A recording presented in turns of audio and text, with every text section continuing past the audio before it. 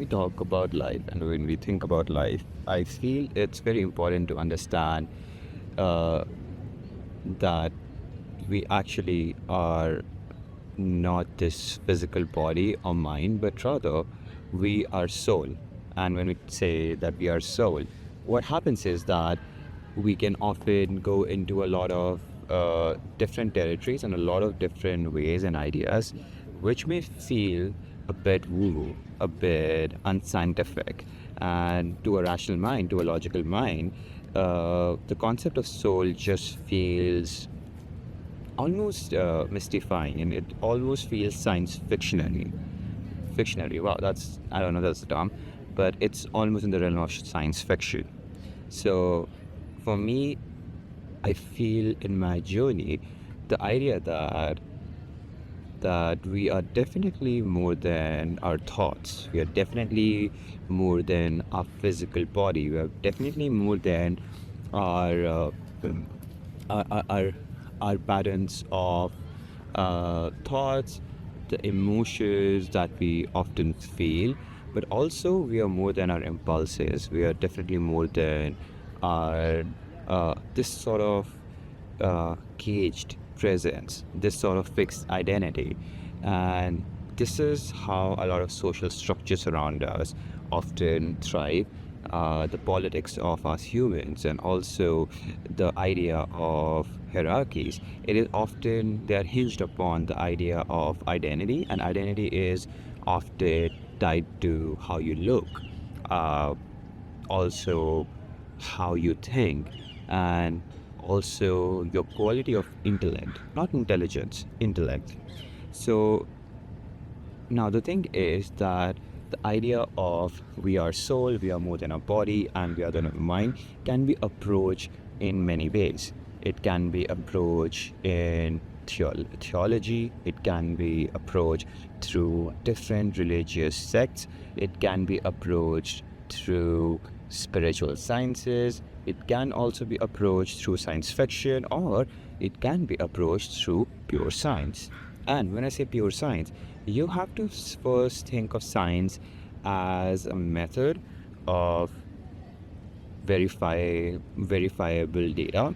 So, for example, if I say that, hey, I see a flower here. Now, as a scientist, you have to first sort of make a case that there is an object that you can actually interact with, and also there is uh, there is an object that through classification, through semiotics, we have defined it is a flower. Again, the term flower is also a construct. It's a human construct. It's a human construct through languages. It's a human construct through our own collective imaginations. But also, it's a way how we can actually classify, oh, this is a flower, this is a dog, this is a tree. Now, because I feel that when I'm about in the nature and when we are actually talking about all this, I have often this habit of digressing and often talking about things that can often feel sidetracked.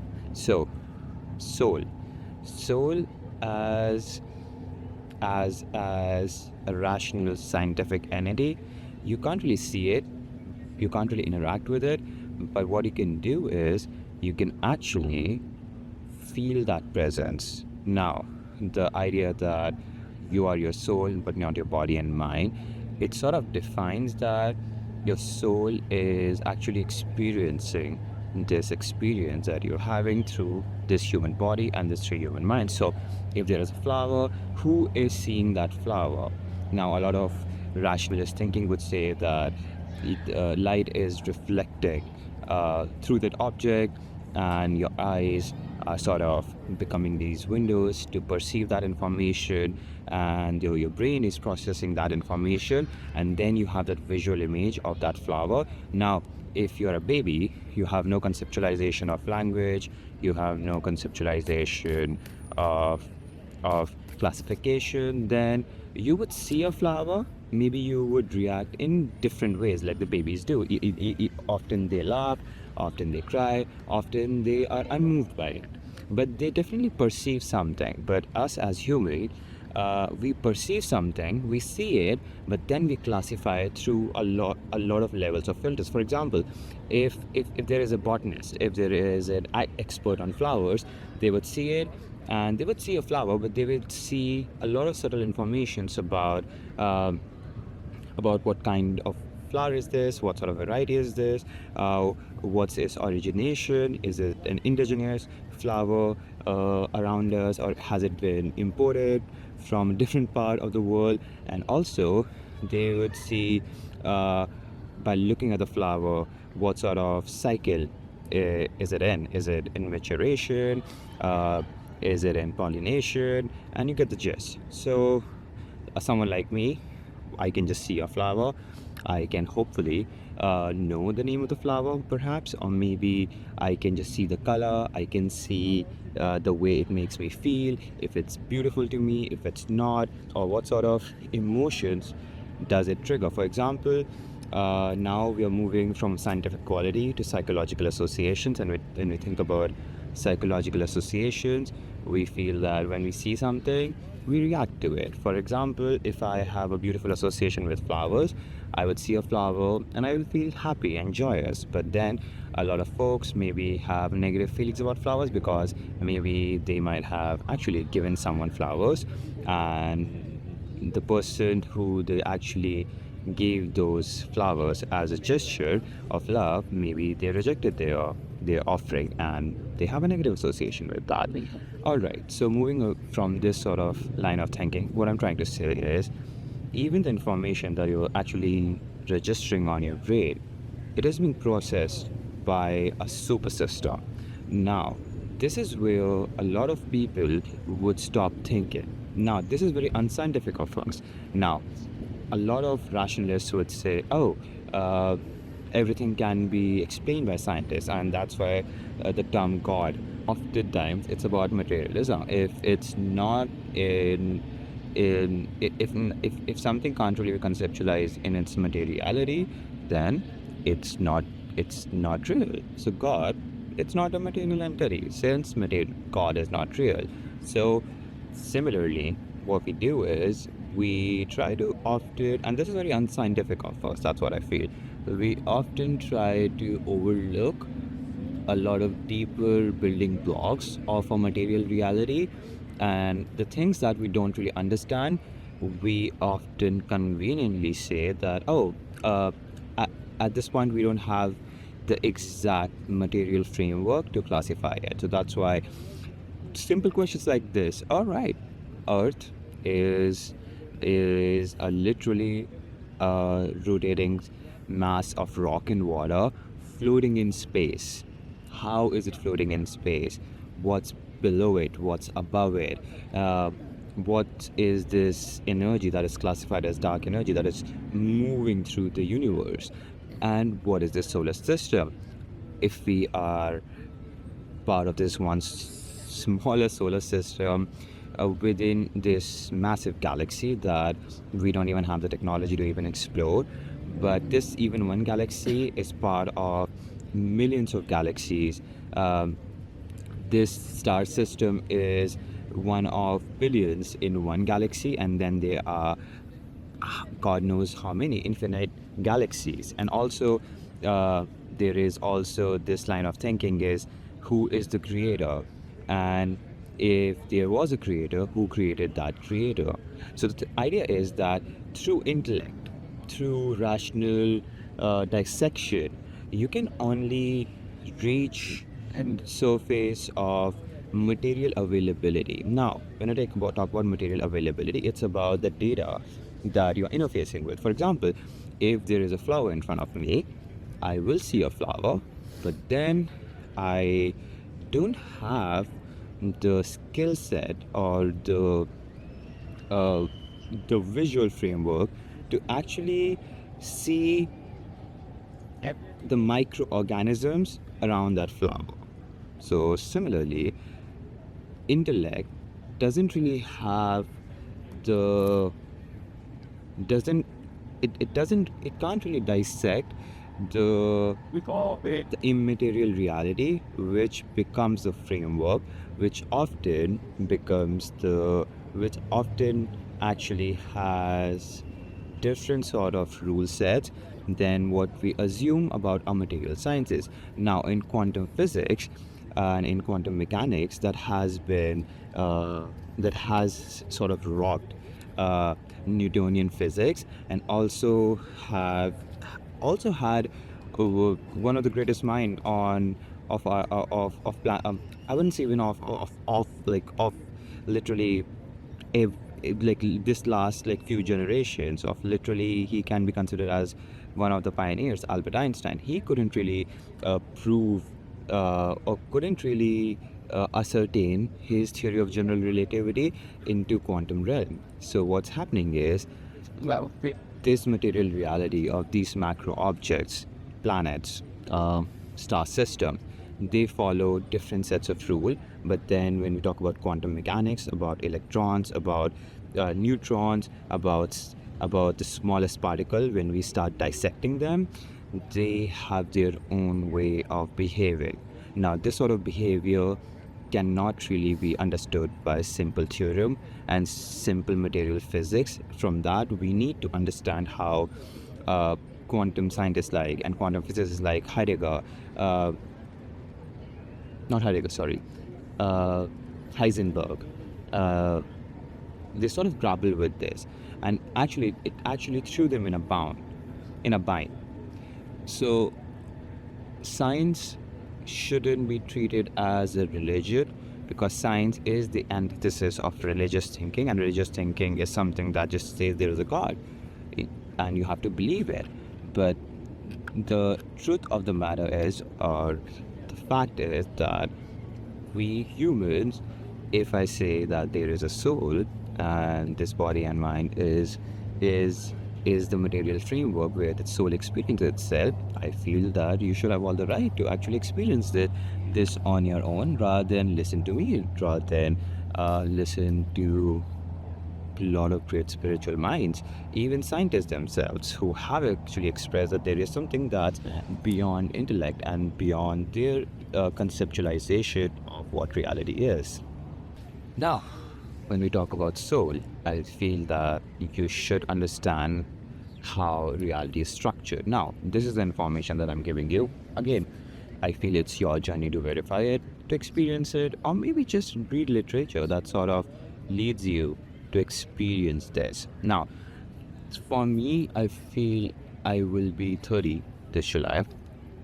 To me, I feel there has been acceleration of how I'm able to sort of experience this.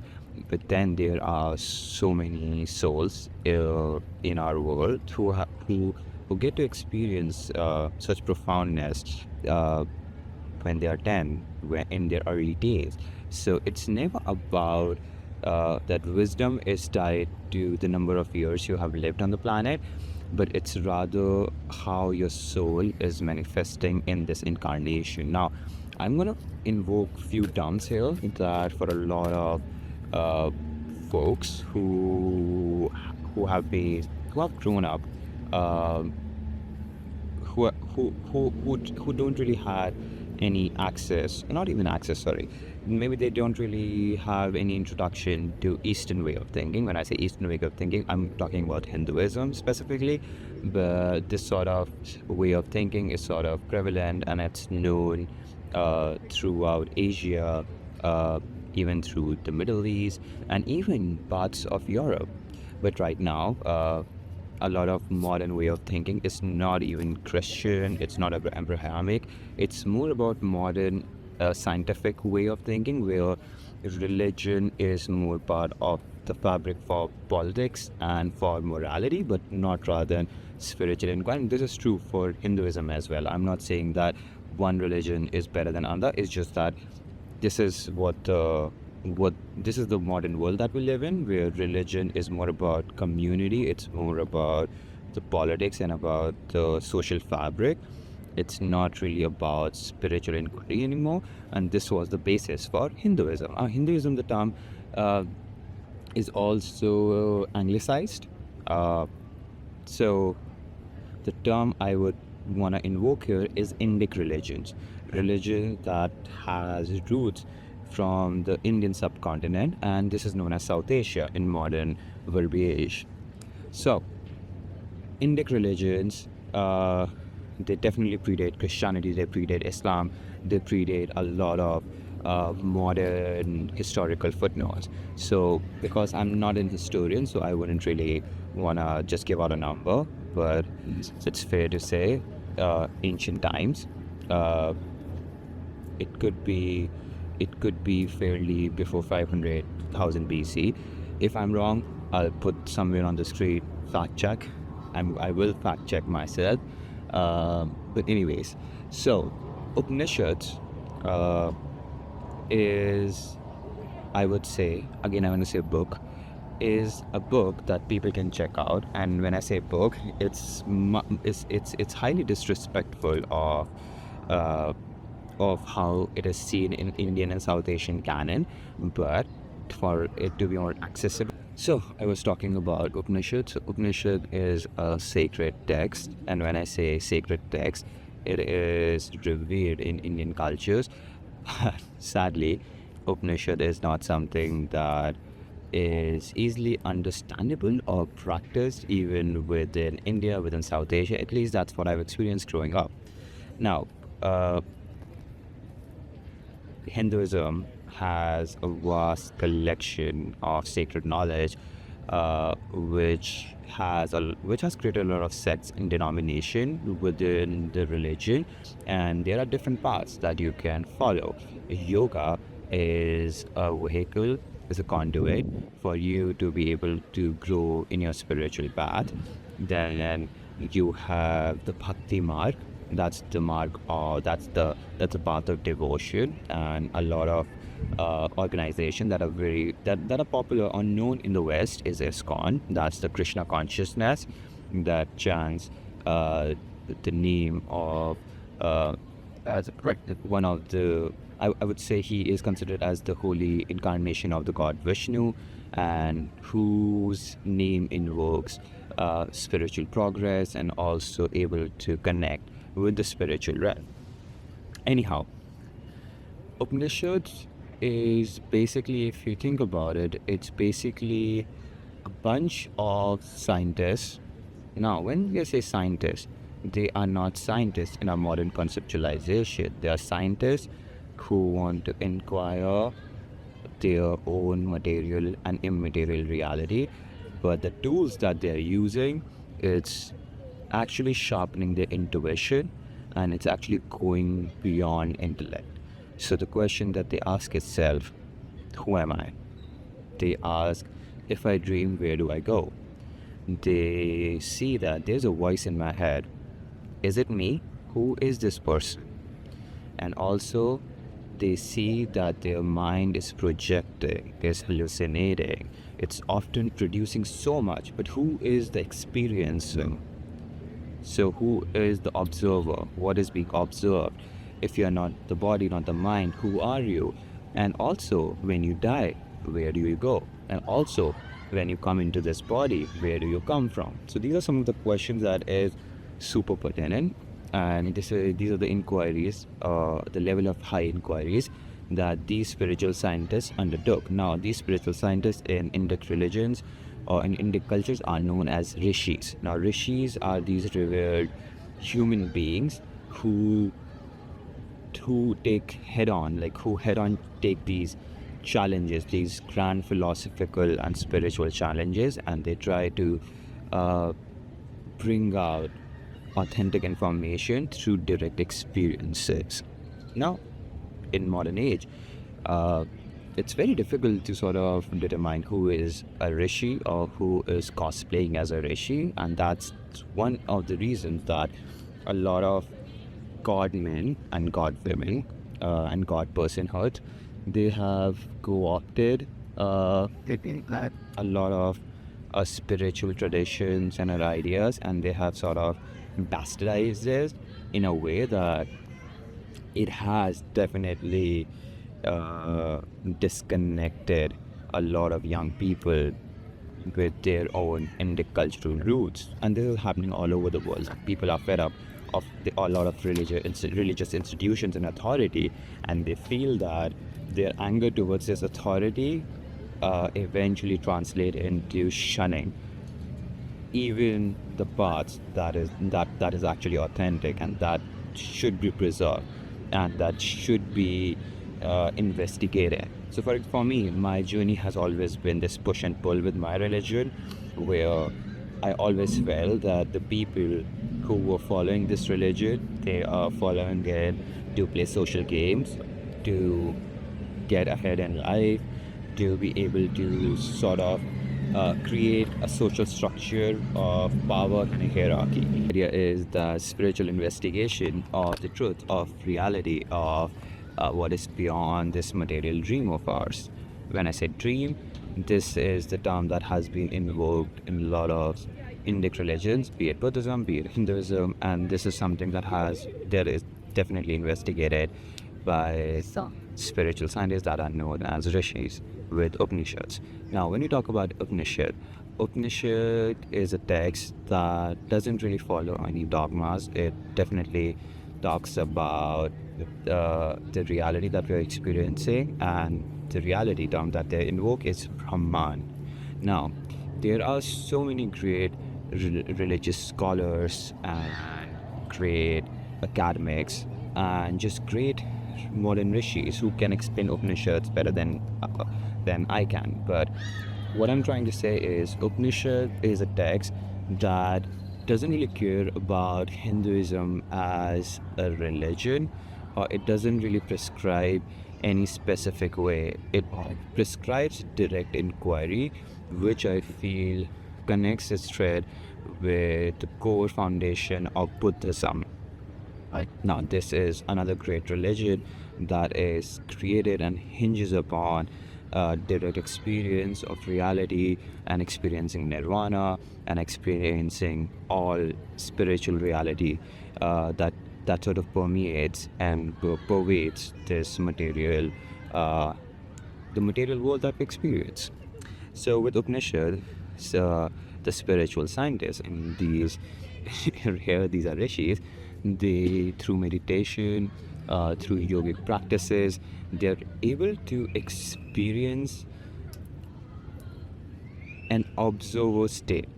Now they realize that there is an observer who is observing all the thoughts that you're thinking, the physical experiences that you have through your body, through your five senses. But again, if you read them through your intellect, this is just information.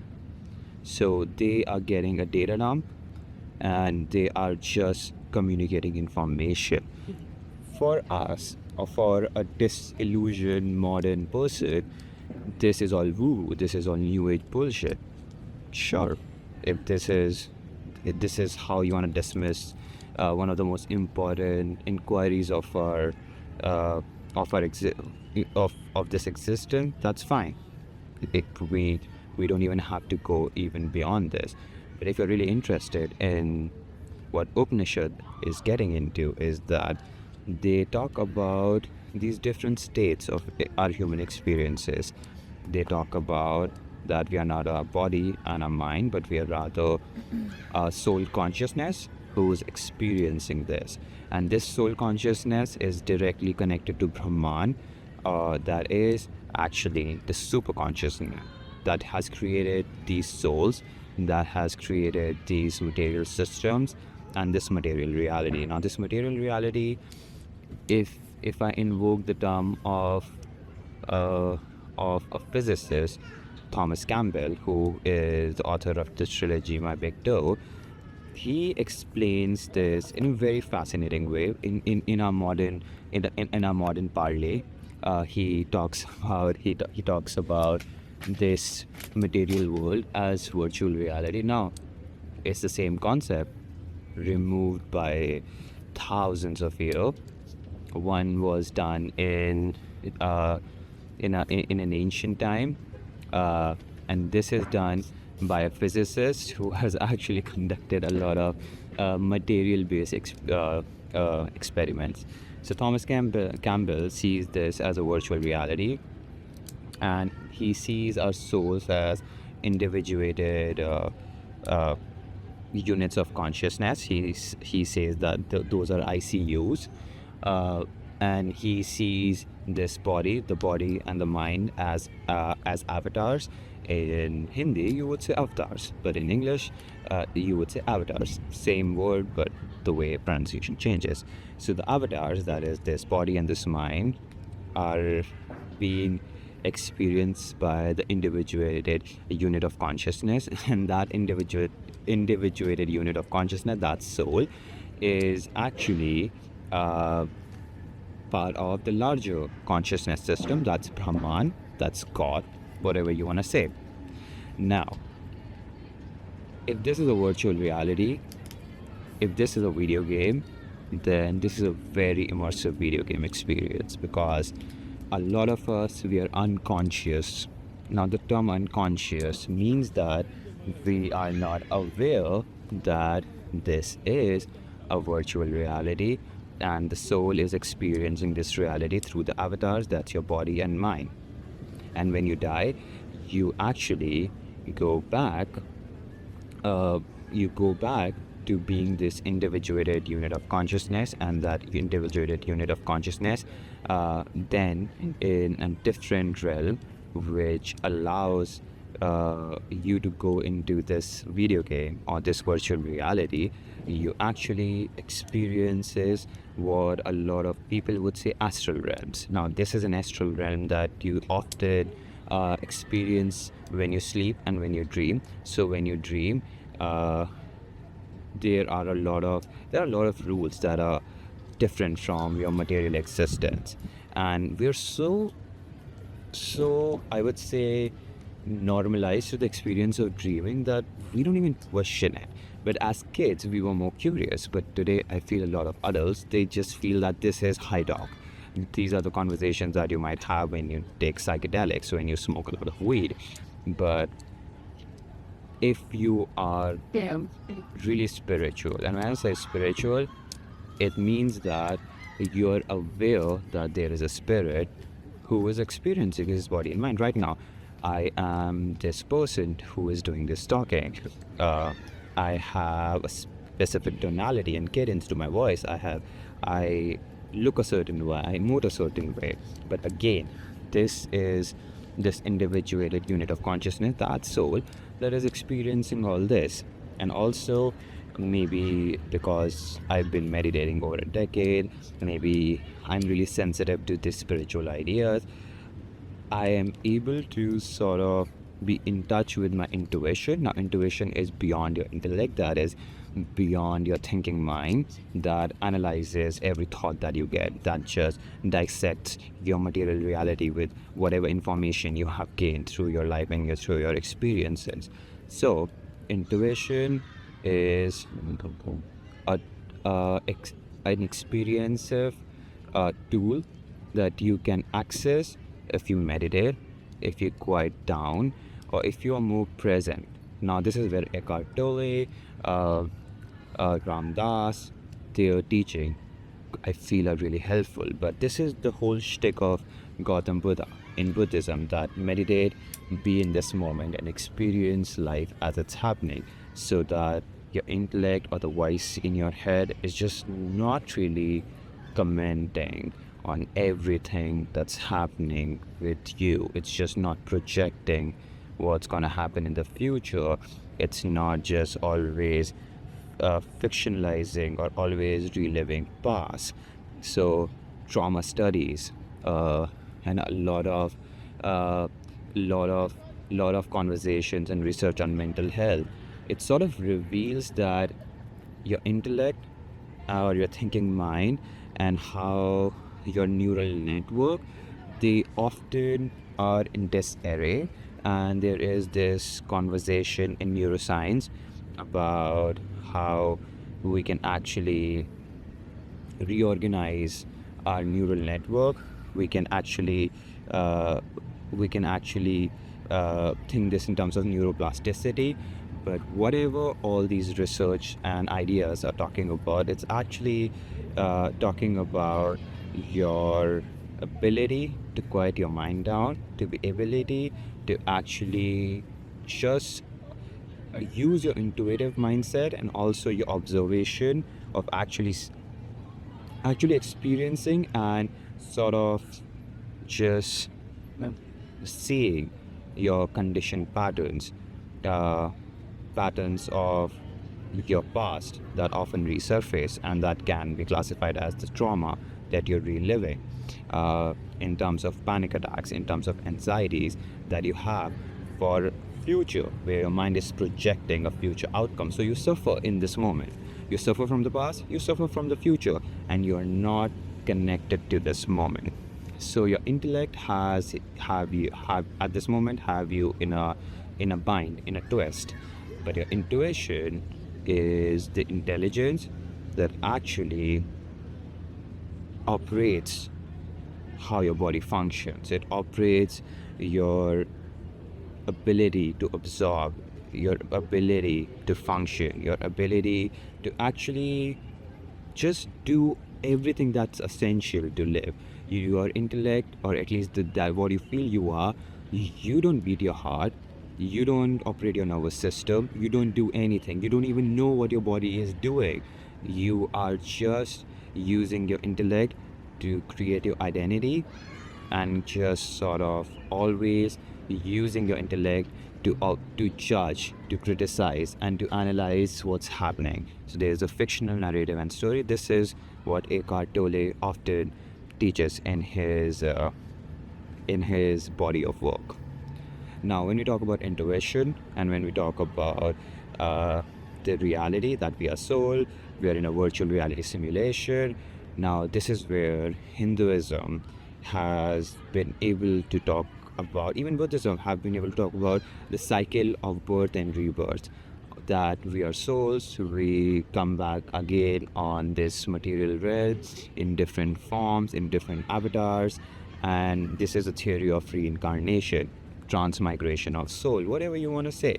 So we will experience life, we will die. When we die, and then we go back to the astral realm, and in that astral realm we often communicate with these different souls, these individuated units of consciousness. That's our soul guides, that's our ancestors, that's people who are looking after us, our own soul group. Again, if this is something pretty new to you, it's fine. Take all this information in. You don't have to believe it. It's fine. So the idea is that you don't have to think that when you die, this life is over. No, it doesn't work like that. Life is actually more sacred. It's more beautiful. If you mess up in this lifetime, you go back and you see this. There is a review. There is a karmic collection. Now, the term karma is very interesting because karma is just not cause and effect. That if you do good, you will receive good. If you do bad, you will receive bad. Essentially, it is causality, but it's also deeper than that. It is basically the lessons you choose to learn in this lifetime and the lessons you're failing to learn over and over again. And also the things that you're able to get right in this life and the things that you're able to not get it right in this lifetime. So you come in different incarnation on the basis of the karma that you have created and also on the basis of the lessons that you need to learn. For example, a lot of souls who in this planet who might be suffering right now, and you can sort of theorize that that's because of their karmic makeup, but you can also sort of see that it's just not about karma. It's maybe that soul's choice to experience that hardship. But your job as an avatar is not to say that I'm better than this person or this person has bad karma. No, this is not how it works. If someone is a billionaire and someone is really poor, you can't really at this point say that this person has really good karma, this person has really bad karma. No, you can't really differentiate that. It's just that at this point their level of learning is sort of varied. You don't know why they are suffering or why they're experiencing this opulence. Maybe there is a lesson, or maybe there is a soul contract, or maybe there is a plan in their virtual reality to learn through these lessons. If you feel that life is meaningless and you come here, someone is poor, someone is rich, someone dies at a young age, someone lives in ungodly 100 years on this planet. No, nothing makes sense. What it makes sense is that we are souls, we come here on this planet, we have a free will as well. Now, free will is very interesting because what free will means is that it's the quality of the soul that is experiencing this life. For example, if you have spiritual tendencies, it's because that your soul has had so many experiences in life, and when they come into this body to experience this material life, there is an amnesia that you don't have recollection of your past lives, and great, you don't have that, so that you can experience this life afresh. So what's going to happen is that the soul, your soul has a quality, and that's your free will. Now, whatever choice you make, it depends on a lot of information that you have had in your material life, and also it depends on the quality of your soul. So that's why we have this term, oh, this person is an old soul or a young soul or an immature soul. It sort of talks about or alludes to this idea that this person is wise beyond their years, or this person is in their late 60s and they're super immature. Why they are making so many bad choices one after the other? Because at this point their soul, whatever experiences they had and whatever choices they are making is part of their free will. And if you meditate a lot, you will sharpen your intuition, and your free will will be able to actually give you access to more information, a lot of interesting stuff. Now, to sort of simplify this and end this loop of conversation, there are some souls who are gifted musicians, gifted athletes, some souls who are spiritual, some souls who are, all right, how do I put this delicately, criminal in their outlook, where they are very anti-legality, very anti-establishment, and this is the makeup of their soul.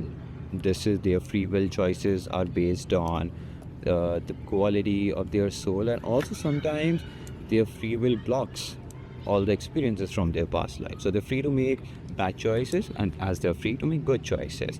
Now, when they go back, no one is judging them, but there is a review.